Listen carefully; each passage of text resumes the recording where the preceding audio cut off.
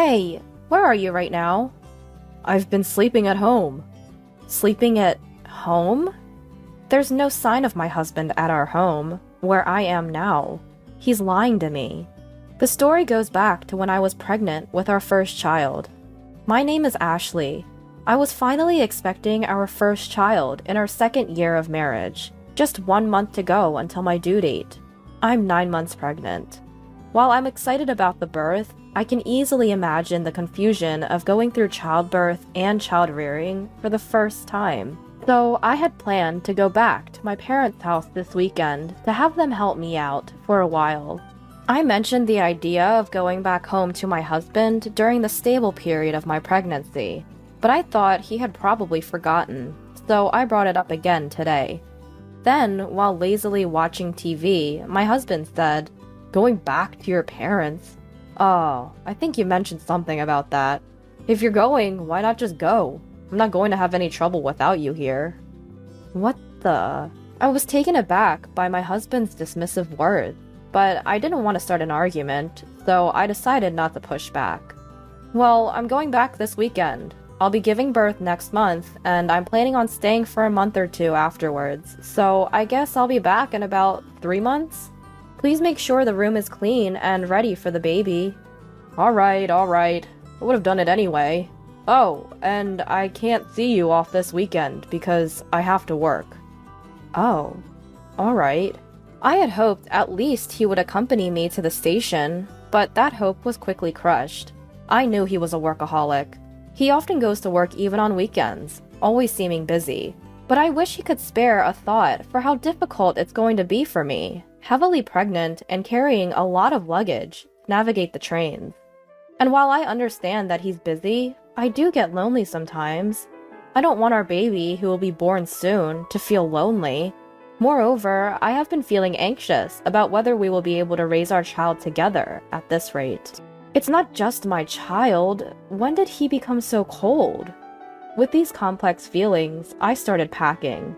Since there was still time before I went back to my parents' house, I decided to send my luggage other than valuables by home delivery service.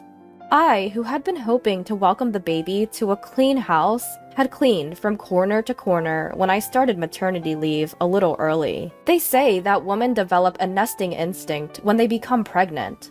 I had prepared a baby bed and secured a space for the baby, and I was excited about starting a new life as a family of 3 when I came back in 2.5 months. But my sloppy husband kept dirtying the places I had cleaned. Maybe I was the one to blame for cleaning too early, but regardless, he seemed to have not lost his sense of living alone at all.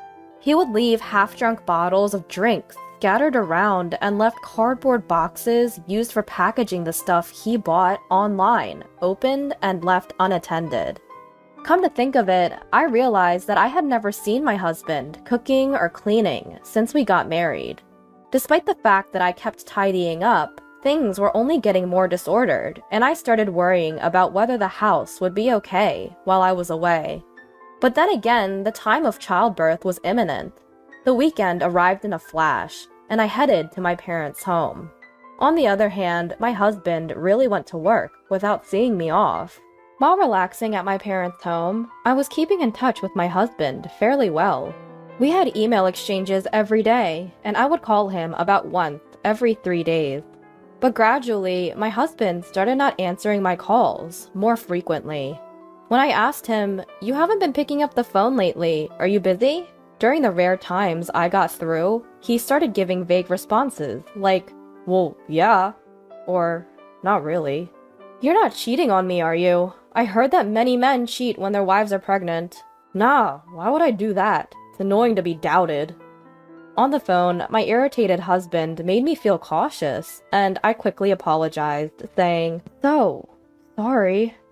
It's not good for mental health to have such unnecessary worries while nurturing a precious child in my belly. I must trust my husband. I decided so. Then, a few weeks later, my labor pains started. While I was preparing for admission to the hospital, I called my husband. I felt embarrassed to show my pained expression as I endured labor, but I wanted him to be there at the moment of birth, at least. Surely, my husband would also be moved by the birth of our child. "The labor has started," It usually takes about half a day for the first child to be born, so you should be able to make it if you start now. I want you to be there at the moment of birth. See, you can even cut the umbilical cord." When I said so, my husband let out a sigh of annoyance. What? You want me to come by train right now?" Sorry, I'm tired too, so I can't. I have work tomorrow too. What? You're still talking about work, even at this time? Our child is being born, you know. Is work still your priority? Shut up. There's no replacement for my job. This is the moment our child is born. It's not going to happen again. Like I said, there's no replacement for me. If I don't do it, the work won't go around. Can't you understand that? I'm cutting the call because I'm busy. I tried to persuade him somehow, but my words did not resonate with my husband. As I was cut off on the phone, I shed tears while enduring labor pains. Why is my husband so indifferent to our child's birth? From the moment a mother finds out she's pregnant, she puts her child first. But is a father so indifferent?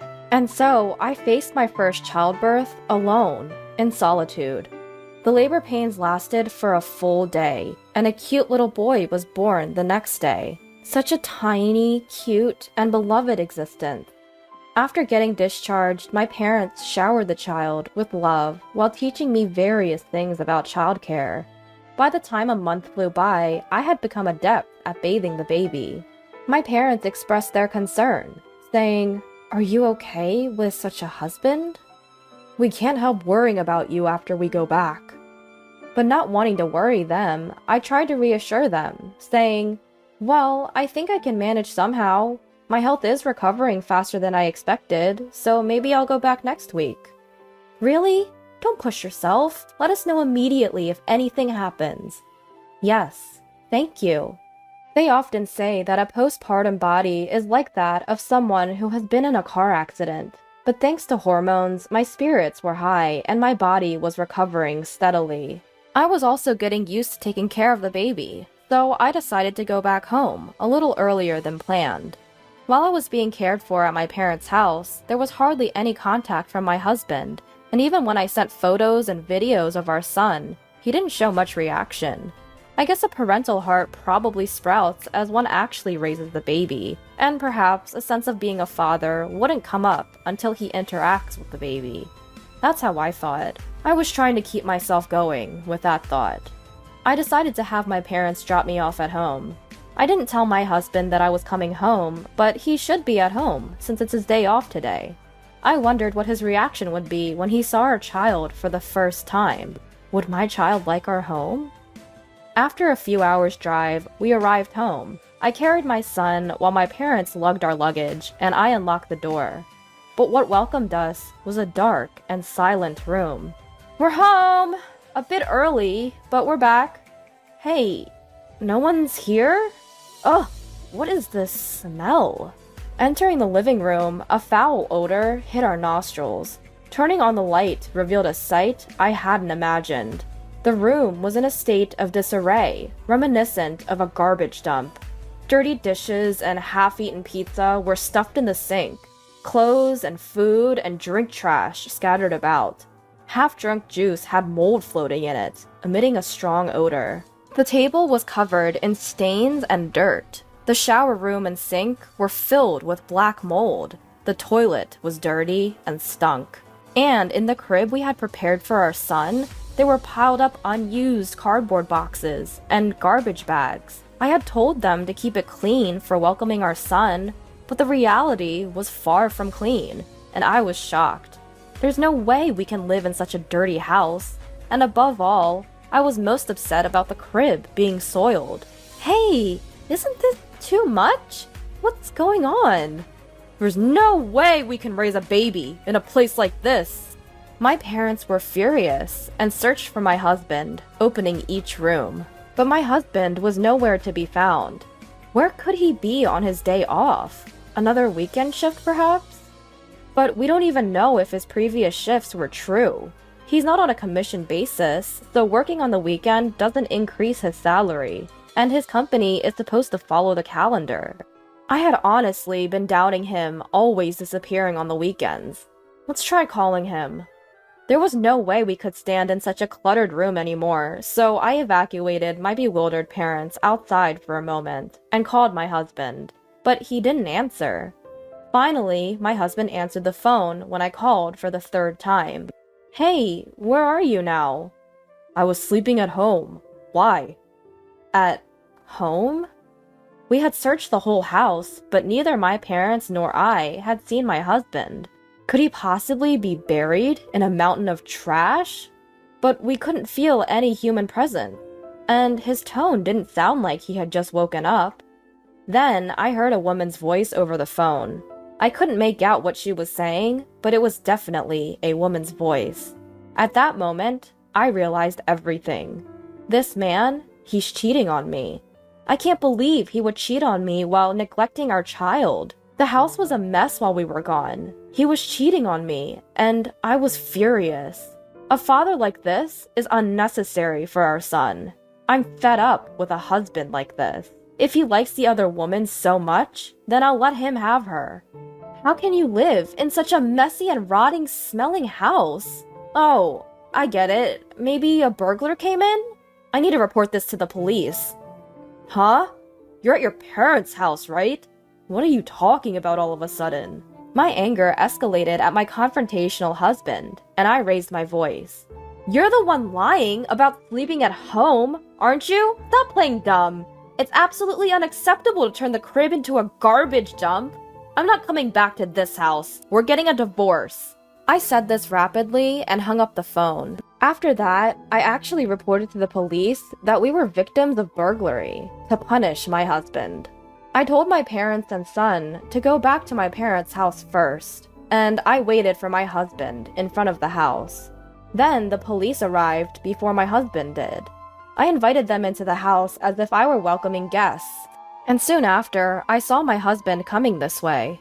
Unbelievably, there was a woman walking alongside my husband.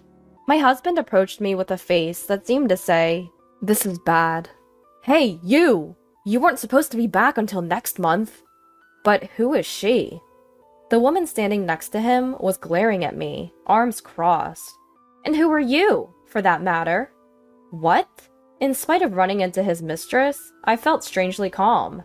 I decided to ask the woman some questions. As it turned out, my husband had been meeting her while concealing the fact that he was married. I was so disgusted with my husband that I didn't know how to react anymore. Hey, at least hear me out. My husband tried to grab my shoulder in a fluster, but I slapped his hand away, not wanting him to touch me. Don't touch me. It's repulsive. The police are checking the room right now. I hope you feel embarrassed having them scrutinize the mess you've made. I'm leaving now. You can explain to the police. Goodbye. Leaving them with a parting shot, I headed back to my parents' house, leaving my husband and the woman in a daze. There were numerous calls from him, but of course I did not answer. I finally decided to respond that night. Apparently, he had explained the situation to the police, and he returned home with a troubled look. The police, pinching their noses against the foul smell and struggling to move around the room, must have been quite embarrassing for him, but he brought it upon himself. After being dumped by the woman he had been lying to, all that was left for my husband was his shame and a house in shambles. Come on, I'm sorry. Come back. I've been looking forward to seeing our son. If he truly felt sorry, he should have at least come to my parents' house. Thinking that he can apologize over the phone and everything would be fine shows what a terrible person he is. I can't imagine spending the future with him. Even though you never showed any interest before, you suddenly care? You weren't even there when I gave birth, despite me asking you to come several times. Well, I thought you knew that I would. I'll clean up the room. I can't do household chores without you. I need you. I can imagine my husband getting more desperate and breathless on the other end of the line as I continue to reject him. No matter how much you beg, it's not happening. You should have kept that woman. If you can't handle housework, have her do it for you. But that was just a fling. It was a momentary lapse. You're the only one for me, Ashley. A fling? Weren't you seeing her every time you said you had to work overtime? Well, that's, different. I pressed my husband, who was mumbling incoherently, and he confessed that he had been cheating on me with multiple women from his high school that he had reconnected with at a friend's wedding party. He's a scumbag either way. There's no point in talking. I started to feel chills listening to my husband desperately apologizing in a voice close to tears. I can't believe it. You disgust me. Were you planning to touch our son with those hands? Unthinkable.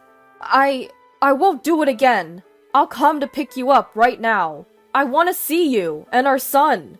I'll prove my sincerity. Let's go home together.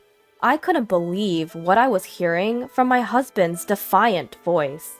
What is he thinking at this point? I can't trust you. There's nothing more to talk about. I'll raise our son on my own. Ashley, please, forgive. I hung up without hearing the rest of his words. The sound of the call ending echoed emptily in my ear. And so, our short marital life came to an end. Half a year has passed since then, and I decided to start working, relying on my parents. Once I've saved up enough money, I intend to leave my parents' house and start living on my own with my son. I am in the midst of divorce negotiations with my husband, mainly for the sake of alimony. Having limited experience living alone, my husband is apparently unable to manage household chores, and most of his meals are from dining out, leaving the house in disarray. However, that's no longer my concern. I will do my best, expressing my abundant love for my son.